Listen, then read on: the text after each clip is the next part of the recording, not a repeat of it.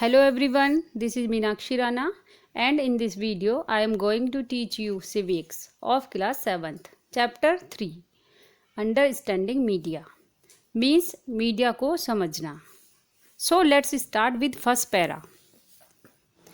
Effective functioning of a democratic government depends on the quality of its citizens. Democratic means लोकतांत्रिक. सरकार का प्रभावी कामकाज उसके सिटीजन्स की क्वालिटी पर डिपेंड करता है.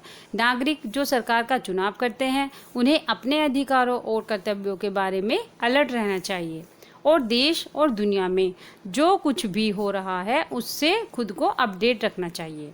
उन्हें ज़रूरत है अपनी नॉलेज को बढ़ाने की, न्यूज़पेपर पढ़कर, रेडियो सुनकर या टेलीविज़न देखकर या पब्लिक मीटिंग्स को अटेंड करके और अदर मीडिया के माध्यम से. दुर्भाग्य से यद्यपि यूनिवर्सल एडल्ट फ्रेंचाइजी में 18 ईयर से अधिक आयु के प्रत्येक वयस्क को वोट देने का अधिकार है, बट सभी नागरिक अपने अधिकारों का प्रयोग नहीं करते. Next para. This kind of behaviour of the voters weakens the foundation of a democracy. The citizens should remember that casting vote during elections is not only their right but it is their duty also. Voters मतदाताओं के इस तरह के behaviour से लोकतंत्र की नींव कमज़ोर होती है. नागरिकों को यह याद रखना चाहिए कि इलेक्शन के दौरान वोट डालना न केवल उनका अधिकार है बल्कि यह उनकी ड्यूटी भी है. वोटर्स को गवर्नमेंट के कामकाज को भी चेक करते रहना चाहिए और यदि निर्वाचित सरकार वोटर्स की इच्छा के अनुसार काम नहीं कर रही है तो उन्हें गवर्नमेंट चेंज करने का अधिकार है. एक लोकतांत्रिक सरकार का जो मोस्ट इम्पोर्टेंट एलिमेंट है वो है public opinion. Now we will discuss about what is public opinion. Public opinion refers to the opinions or views of public in a community or a country on issue of public interest or concern. Public opinion का मतलब किसी समुदाय या देश में जनहित या चिंता के मुद्दों पर लोगों की ओपिनियन या विचार से है. मुद्दा कोई भी हो सकता है जैसे पॉलिटिकल, इकोनॉमिक और सोशल. फॉर एग्जाम्पल यह एक मैटर है कि लोकसभा 33% सीटें महिलाओं को दी जानी चाहिए या नहीं. इस इशू पर विभिन्न लोगों की अलग अलग ओपिनियन है. पब्लिक ओपिनियन का एक इम्पोर्टेंट रोल होता है डेमोक्रेटिक सिस्टम के कार्यों में.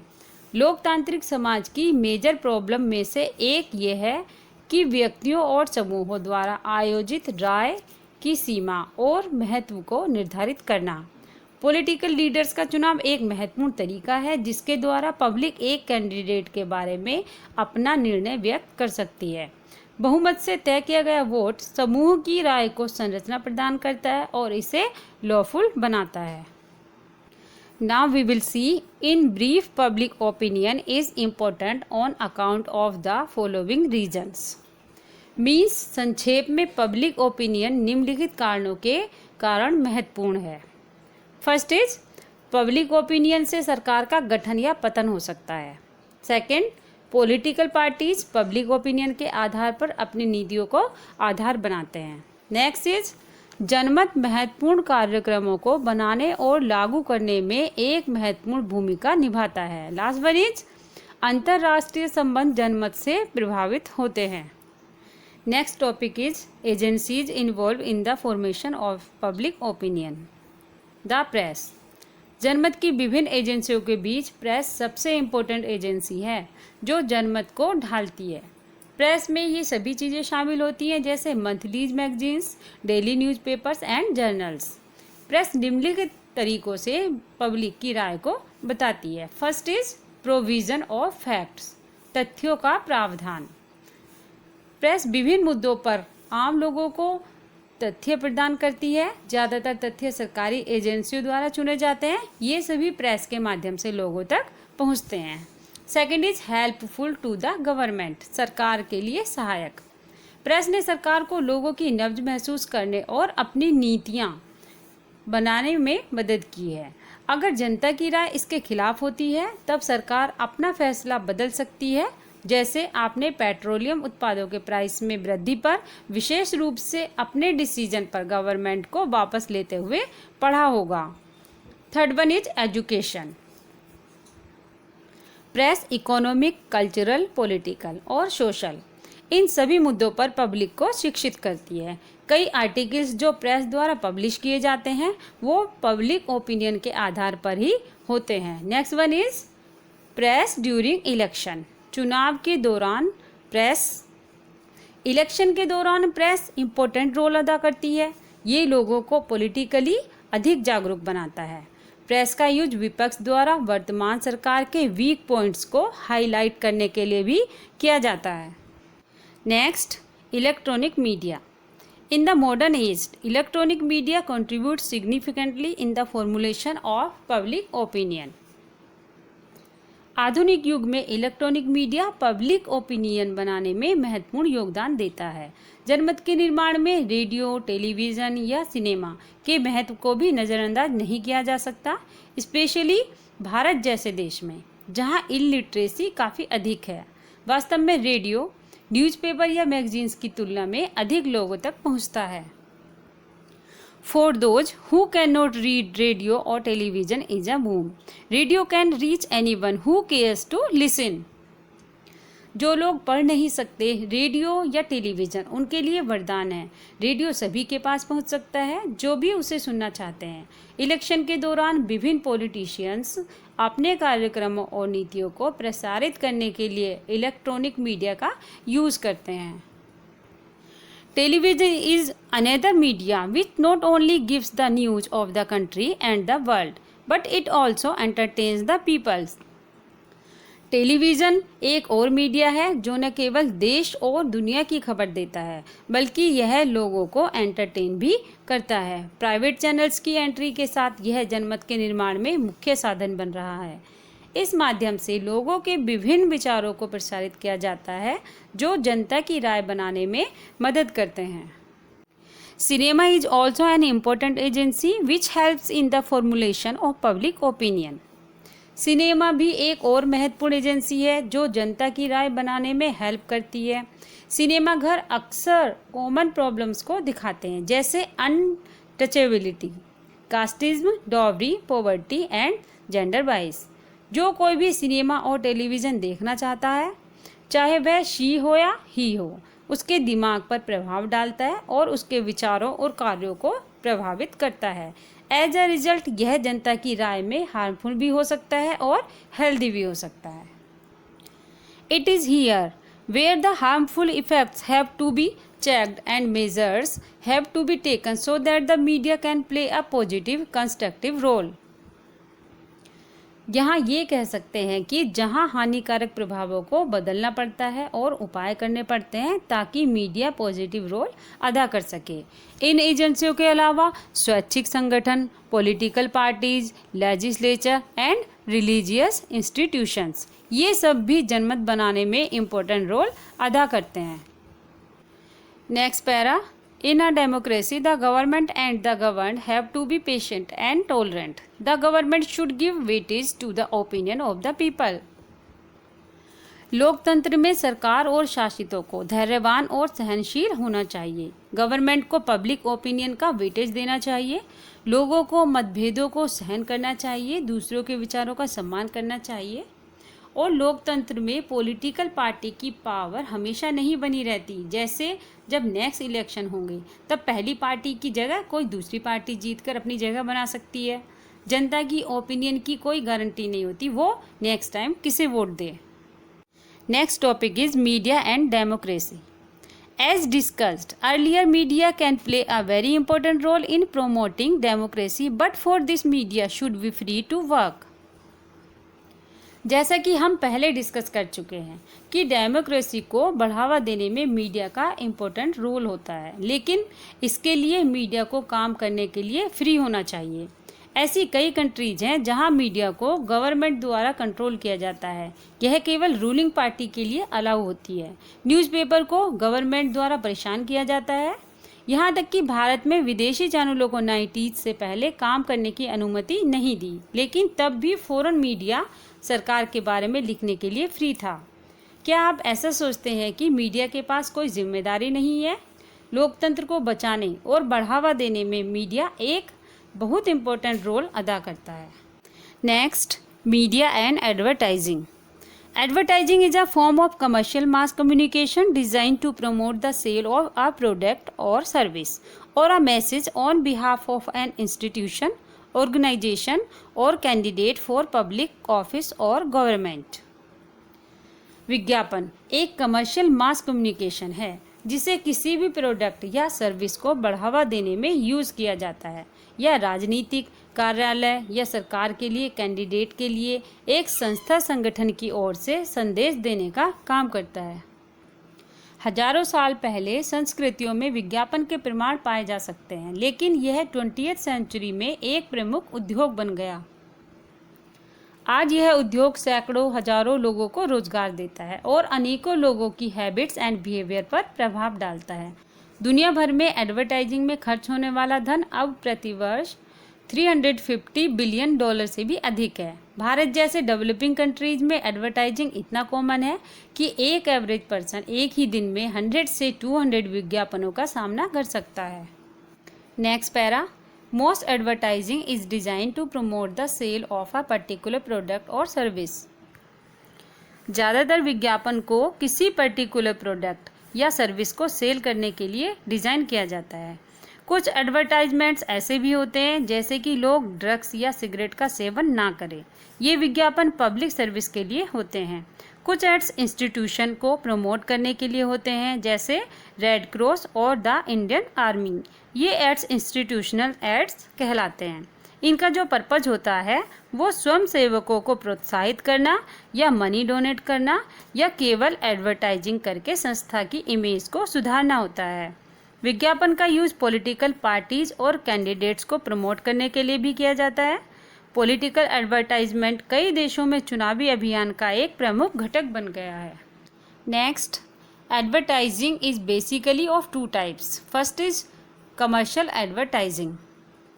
It is a type of advertising which is designed to promote the role of a product. It is mostly done by manufacturers or producers. यह एक प्रकार का विज्ञापन है जिसमें किसी प्रोडक्ट को प्रमोट किया जाता है। यह ज़्यादातर प्रोड्यूसर्स द्वारा किया जाता है। Second is social advertising. It is a type of advertising which is designed to give a social message. It is done by government or any agency involved in social welfare. यह भी एक प्रकार का विज्ञापन है जिसमें सोशल मैसेज दिए जाते हैं। यह सरकार या सामाजिक कल्याण से जुड़ी किसी एजेंसी द्वारा किया जाता है।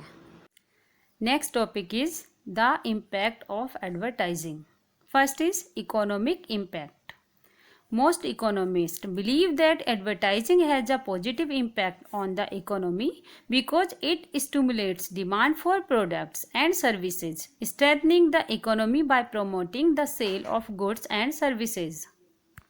अधिकांश अर्थशास्त्री मानते हैं कि एडवर्टाइजिंग का अर्थव्यवस्था पर सकारात्मक प्रभाव पड़ता है क्योंकि यह वस्तु और सेवाओं को बढ़ावा देकर अर्थव्यवस्था को मजबूत करने वाले प्रोडक्ट्स को बढ़ावा देते हैं। निर्माता जानते हैं कि विज्ञापन एक नए उत्पाद को जल्दी से बेचने में हेल्प करते हैं। एडवर्टाइजिंग द्वारा न्यू प्रोडक्ट्स के डेवलपमेंट में कंपटीशन रहता है। कई अर्थशास्त्रियों का मानना है कि कंपटीशन बढ़ने से कीमतें कम होती हैं जिससे कंज्यूमर्स को फ़ायदा होता है। इन अर्थशास्त्रियों का यह भी मानना है कि सामान खरीदने में कंज्यूमर्स को इंटरेस्ट होना चाहिए और निर्माताओं को अपने प्रोडक्ट्स बेचने में सक्षम होना चाहिए।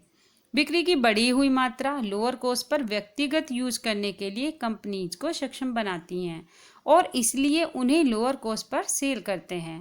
इसलिए कह सकते हैं कि एडवर्टाइजिंग प्राइसेस को कम करने में हेल्प करके उपभोक्ताओं को फ़ायदा पहुंचाते हैं।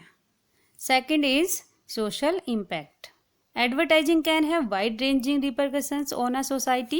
Some critics suggest that advertising promotes a materialistic way of life by leading people to believe that happiness is achieved by purchasing products. Advertising का समाज पर व्यापक असर हो सकता है। कुछ आलोचकों का कहना है कि विज्ञापन कुछ लोगों द्वारा जीवन के भौतिकवादी तरीकों को बढ़ावा देते हैं। यह कंज्यूमर्स को प्रोडक्ट्स खरीदने से खुशी मिलती है, वो प्रोडक्ट खरीदने के लिए एक्साइट रहते हैं। Advertising has a major social impact by helping sustain mass communications media and making them relatively inexpensive. If not free to the public. Mass communications की हेल्प द्वारा एडवर्टाइजिंग का प्रमुख सामाजिक प्रभाव होता है। यह पब्लिक के लिए फ्री न होने पर प्रोडक्ट्स को कॉस्टली भी बना सकता है। Newspapers, magazines, radio and television सभी को एडवर्टाइजिंग द्वारा इनकम प्राप्त होती है। मास कम्युनिकेशन के इन रूपों में से एडवर्टाइजिंग के बिना शायद आज तक बहुत से प्रोडक्ट्स मौजूद नहीं हैं। वे बहुत अधिक एक्सपेंसिव हो सकते हैं, ऑफर लेस वैरायटी भी हो सकती है, या गवर्नमेंट द्वारा नियंत्रित सब्सिडी के कंट्रोल में भी हो सकते हैं। गहराई से देखा जाए तो newspaper, news programs, a variety of magazines और फ्री एंटरटेनमेंट ये सभी वाइडली अवेलेबल नहीं हैं। Look at the next para. The impact of television on young children has received much attention. Television का प्रभाव छोटे बच्चों पर अधिक पड़ता है। छोटे बच्चे जब भी टीवी देखते हैं एडवर्टाइजिंग को ध्यान से देखते हैं, और जो यंग गर्ल्स होती हैं वो ब्यूटीफुल और थिन मॉडल्स के एड्स को देखना पसंद करती हैं। रिसर्च से यह पता लगा है कि कई किशोर लड़कियां अपने स्वयं की बॉडी से डिससेटिस्फाइड हो जाती हैं और फिर वे अपनी फिगर को थिन बनाने के लिए खाना भी ठीक से नहीं खाती। इसके अलावा टीनेजर्स बॉयज़ भी ऐसे एड्स को देखना पसंद करते हैं जिसमें बफ्ड बॉडीज की इमेज बनती हो। परिणाम स्वरूप कई लोग अपने स्वयं के शरीर से संतुष्ट हो जाते हैं और फिर अपना बहुत सारा टाइम वेट लिफ्टिंग में लगाते हैं और अपने मसल्स को विकसित करने के लिए ऐसी दवाएं भी ले सकते हैं जो हार्मफुल होती हैं। Next para. Political advertising enables candidates to convey their positions on important issues and to acquaint voters with their accomplishment and personalities. Political advertising candidates को महत्वपूर्ण मुद्दों पर उनकी पोजीशंस पर और पर्सनैलिटी के साथ वोटर्स को व्यक्त करने में सक्षम बनाता है। टेलीविज़न एडवर्टाइजिंग ऑफिसेज द्वारा नेशनल एंड स्टेट वाइड चुनाव लड़ने वाले कैंडिडेट्स के लिए विशेष रूप से इफेक्टिव है, क्योंकि यह एक ही समय में बहुत सारे लोगों तक पहुंच सकता है। कैंडिडेट्स अपने विरोधियों के आरोपों का प्रभावी ढंग से जवाब देने के लिए विज्ञापन का यूज भी कर सकते हैं। Now we will discuss about right to information act. The right to information act 2005 Act number 22, 2005 is a law enacted by the Parliament of India giving Indians access to government records. Act number 22, 2005 Bharat की संसद द्वारा अधिनियमित कानून है जो Indians को सरकारी record तक पहुंच प्रदान करता है। इस एक्ट की शर्तों के अकॉर्डिंग कोई भी व्यक्ति किसी भी पब्लिक अथॉरिटी से इंफॉर्मेशन की रिक्वेस्ट कर सकता है, जिसमें शीघ्र या 30 डेज के अंदर जवाब देने की उम्मीद होती है। एक्ट में प्रत्येक सार्वजनिक प्राधिकरण को विस्तृत प्रसार के लिए, अपने रिकॉर्ड को कंप्यूटराइज करने के लिए और सूचना की कुछ कैटेगरीज को लगातार पब्लिश करने की आवश्यकता है। Next para. This law was passed by the parliament on 15 June 2005 which came into force on 13 अक्टूबर 2005। यह कानून 15 जून 2005 को संसद द्वारा पारित किया गया था, जो 13 अक्टूबर 2005 को लागू हुआ। भारत में पहले एक्ट 1923 में बना था, जिसमें अनेक स्पेशल लॉज थे, और new right to information act अब ओवरराइड है। Next, the act specifies that citizens have a right to. यह एक्ट स्पेसिफाई करता है कि सिटीजन्स का अधिकार है। फर्स्ट इज किसी भी जानकारी की रिक्वेस्ट कर सकते हैं। सेकंड, डॉक्यूमेंट्स की कॉपीज बना लेना। थर्ड, डॉक्यूमेंट्स, वर्क्स और रिकॉर्ड्स का निरीक्षण करना। फोर्थ, काम की सामग्री के प्रमाणित नमूने लेना। Next, print out diskette, floppies, tapes, video cassettes या किसी अन्य इलेक्ट्रॉनिक मोड में जानकारी प्राप्त करना। Background. Disclosure of government information in India is governed by a law enacted during the British rule, the Official Secrets Act of 1889, which was last amended in 1923. Bharat में सरकारी जानकारी का खुलासा ब्रिटिश शासन के दौरान बनाए गए कानून द्वारा शासित होता है, जो 1889 में बना था और 1923 में लास्ट संशोधन था। इस कानून का उद्देश्य केवल देश की सुरक्षा और फॉरेन कंट्री के साथ फ्रेंडली रिलेशंस से संबंधित जानकारी को सुरक्षित करना था। इसमें ऐसे प्रावधान थे जो नॉन क्लासिफाइड इंफॉर्मेशन का खुलासा करता है तब वह एक अपराध होगा। सिविल सेवा नियम और इंडियन एविडेंस एक्ट ने पब्लिक को इंफॉर्मेशन का खुलासा करने के लिए सरकारी अधिकारियों की पावर पर रोक लगा रखी है। Look at the next para. In 1975, the Supreme Court delivered a judgment that had been described as a landmark, which held that the people have a right to know every public act, everything that is done in a public way by their public functionaries. 1975 में supreme court ने यह फैसला सुनाया जिसे एक landmark के रूप में बताया गया था, जिसमें यह कहा गया था कि लोगों को हर सार्वजनिक कार्य को जानने का अधिकार है जो कि उनके सार्वजनिक अधिकारियों द्वारा सार्वजनिक रूप से किया जाता है। Last topic is process. Under the Act, all complying departments have to designate an official as the Public Information Officer (PIO). Any citizen of India may submit a request to the PIO for information in any format, paper or electronic. इस act के अनुसार सभी departments को एक officer चुनना पड़ता है जिसे PIO पब्लिक इंफॉर्मेशन ऑफिसर कहा जाता है। भारत का कोई भी नागरिक किसी भी फॉर्मेट में, चाहे वह पेपर हो या इलेक्ट्रॉनिक में, PIO से इंफॉर्मेशन के लिए रिक्वेस्ट कर सकता है। यह PIO की जिम्मेदारी है कि वह जानकारी को डिपार्टमेंट से प्राप्त करें। यदि रिक्वेस्ट किसी अन्य पब्लिक अथॉरिटी की है तो यह PIO की रेस्पॉन्सिबिलिटीज है कि वह इसको 5 डेज के अंदर अंदर दूसरे PIO को ट्रांसफ़र या फॉरवर्ड कर दे। इसके अलावा केंद्र सरकार ने कुछ अधिकारियों को असिस्टेंट पब्लिक इंफॉर्मेशन ऑफिसर्स के रूप में अपॉइंट किया है। उनका चार्ज किसी स्पेशल डिपार्टमेंट तक ही सीमित नहीं है, बल्कि उनके पास सभी RTI रिक्वेस्ट को प्राप्त करने और PIO को फॉरवर्ड करने की रेस्पॉन्सिबिलिटी होती है। So that was your all chapter. If you like this video, please subscribe to my channel and don't forget to press the like button. Thanks for watching. Have a good day.